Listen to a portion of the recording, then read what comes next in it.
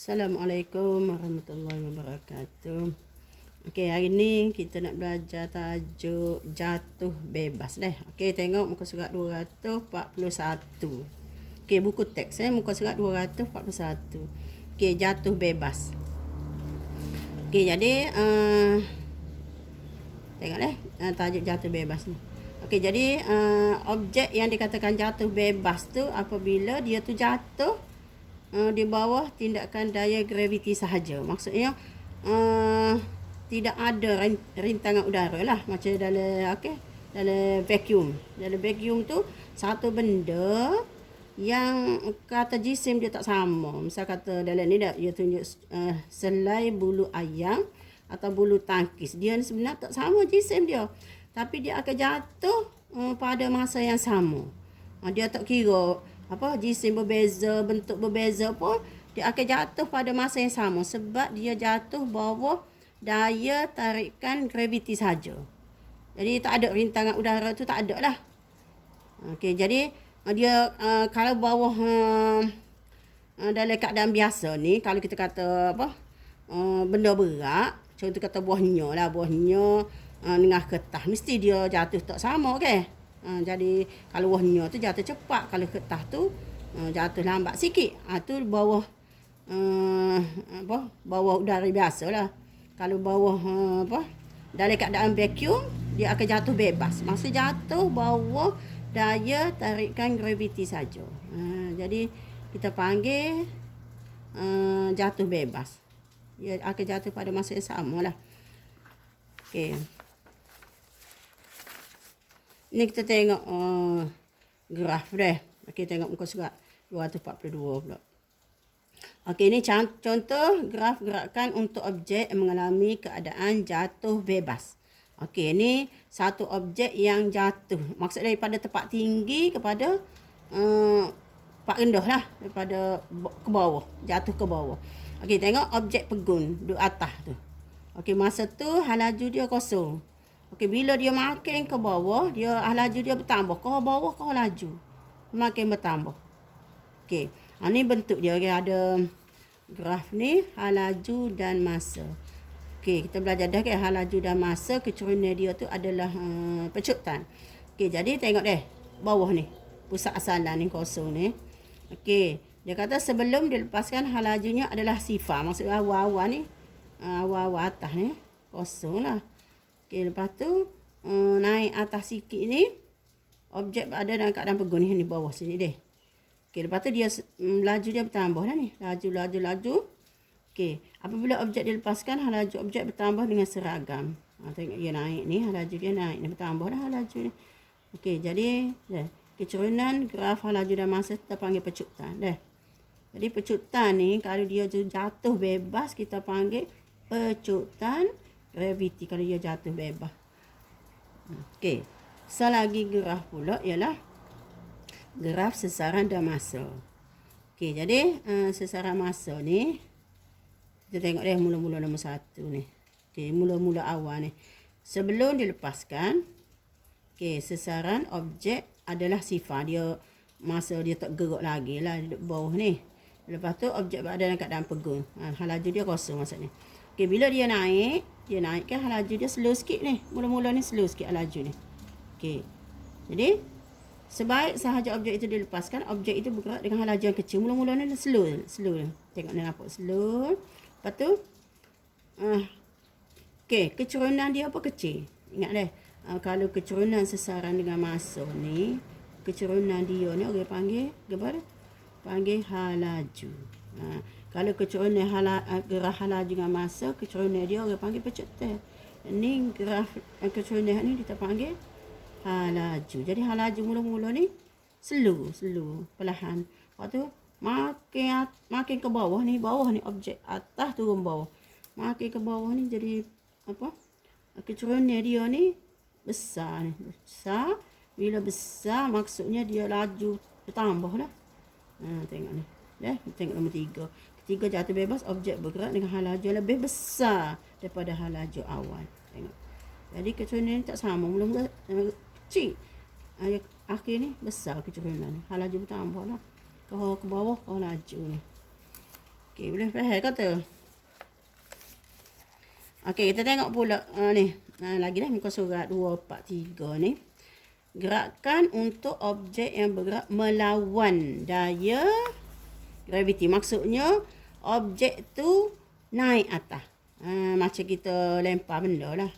Okey, naik atas. Tadi turun bawah. Ni naik atas. Melawan daya graviti. Okey, tengok dah. Okey, asalnya dia duduk bawah ni. Kita mula dari bawah. Tadi mula daripada atas.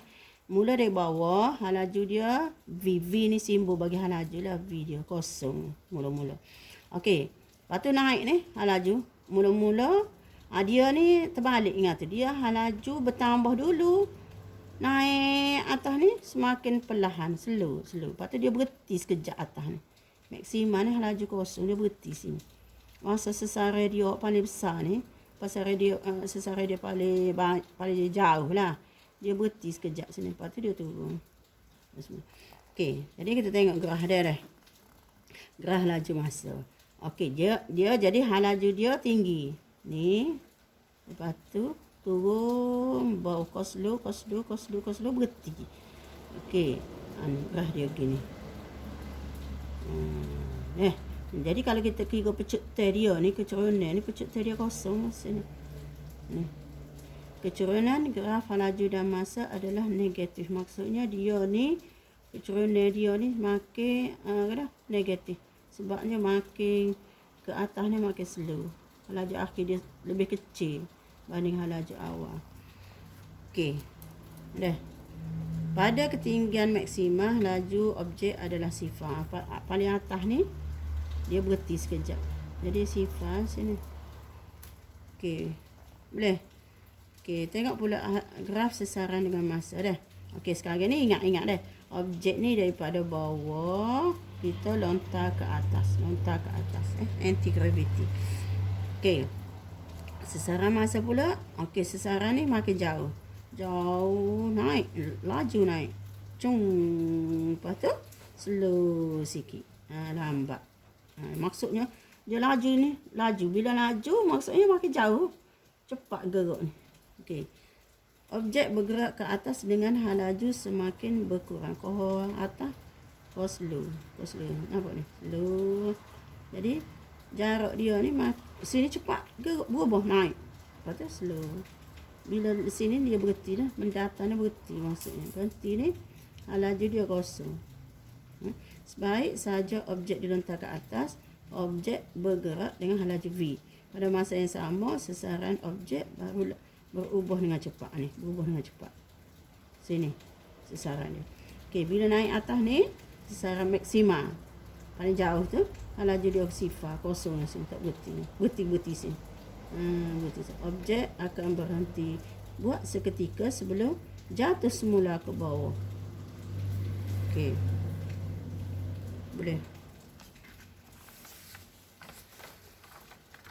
Okey, ni ada satu eksperimen tapi kita tak buat lah. Okey, eksperimen ni contoh ni dah. Ni pam ni dia sedut oksigen dalam ni. Sedut udara dalam ni. Sedut udara. Bila udara tak ada dalam ni dipanggil vacuum lah dalam ni. Dalam balang ni, dalam tiup ni dipanggil vacuum. Tanpa udara, tak ada udara. Jadi dalam ni kalau kita tak cebisan kertas ko, gapo ko, dia akan jatuh bebas. Jatuh bebas ni jatuh di bawah daya tarikan graviti saja. Tak ada lah rintangan udara sini. Maksudnya kalau benda tu berlainan pun dia akan jatuh sama. Tapi ketinggian dia mesti sama lah. Ketinggian benda tu mesti sama.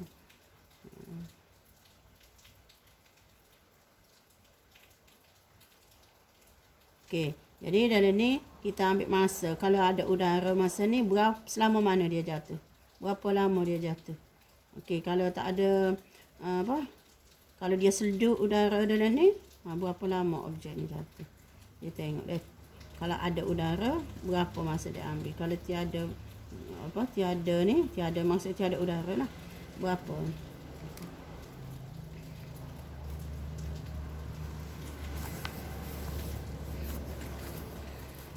Okey. Apa guna awak ambil masa ni? Okey, bila ada masa, ada jarak, kita boleh kira ke apa dia? Kira hal laju dah. Ni jarak, ambil masa. Jadi jarak bagi masa, kita akan dapat hal laju lah. Kita dapat hal laju bagi satu-satu dalam keadaan ada udara dengan dalam keadaan tidak ada udara. Kita boleh tengok hal laju dia berapa.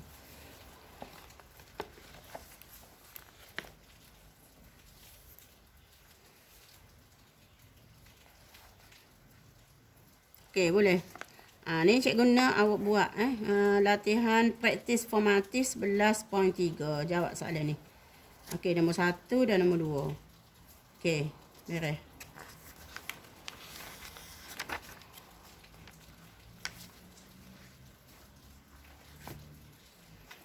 Okey, seterusnya cikgu nak ajar tajuk 11.4 dah, jisim dan inersia.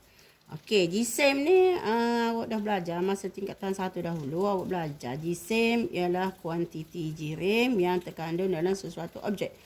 Okey, berapa banyak jirim dalam objek tu kita panggil jisim. Okey, jisim deh. Unit dia ialah kilogram. Okey. Kemudian inersia. Inersia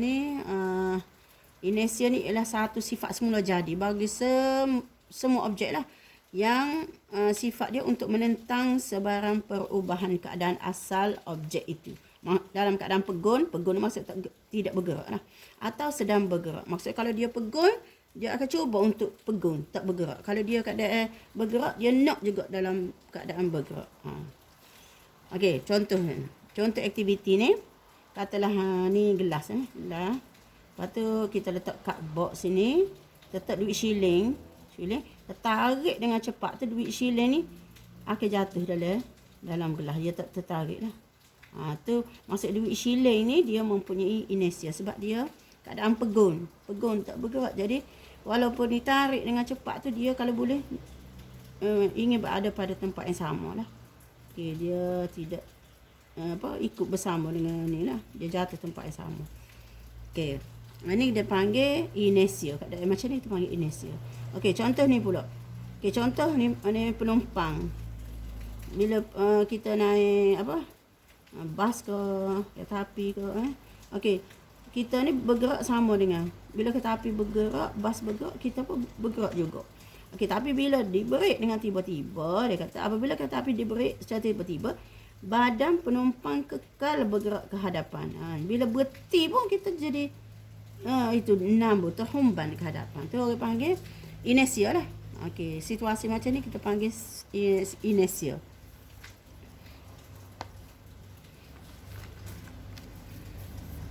Okey.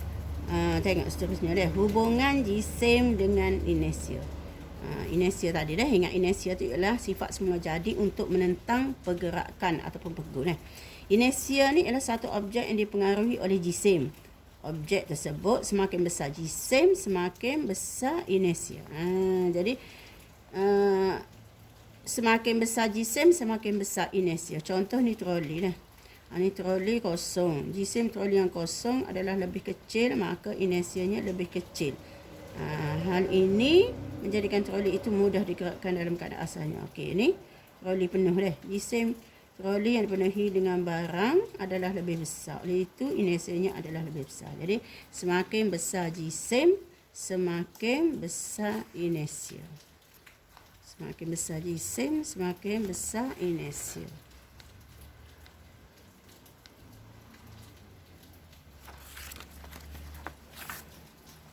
Okey. Ni contoh lain lah. Mungkin tak ada lain dia. Okey, contoh lain. Contoh kalau kita ada dua tin. Okey, contoh katalah dua tin ni. Satu tin, katalah ni dah. Okey, satu tin ni. Ni katalah kosong, tin kosong. Okey, ni tin ni ada pasir dah ni. Ada pasir. Tin berisi pasir. Jadi bila kita ayun, dua ni, ayun, tin berisi pasir ni lambat berhenti. Jadi bila lambat berhenti ni menunjukkan bahawa dia inersia dia besar lah. Ni tin kosong ni dia cepat berhenti. Kalau kita ayun dia cepat berhenti. Tin berisi pasir ni jisim dia bertambah ni dia lambat untuk berhenti. Jadi kita panggil kita hubungan dia dua ni ialah semakin besar jisim semakin besar inersia, semakin susah untuk berhenti. Okey. Jadi macam inilah satu eksperimen 11.3 ni. Okey, contoh kalau kita jisim bertambah, okey dia ambil masa berhenti berayun ni. Berhenti jisim plastosin, dia ubah plastosin ni dia ubah besar kecil lah jisim dia ni. Okey, mula 30, 40, 50, lepas tu tempoh ayunan panjang bilah panjang ni sama panjang lah malah. Lepas tu dia ambil masa ni berapa kali masa dia berayun untuk 10 ayunan ni. 10 ayunan 10 berayun ni maksudnya dari sini pergi sini satu, pergi pusing balik ni panggil satu ayunan. Jadi bila 10 ayunan berapa masa diambil dia. Ni. Nak tengok makin berat ni makin lama ke makin sekejap berayun. Tengok hipotesis. Semakin besar jisim satu objek semakin besar inersia objek itu. Maksudnya bila makin besar makin lama dia berayun. Okey, contoh kita kata dak kapal besar dak. Sebab apa kapal besar berhenti jauh daripada pelabuhan deh.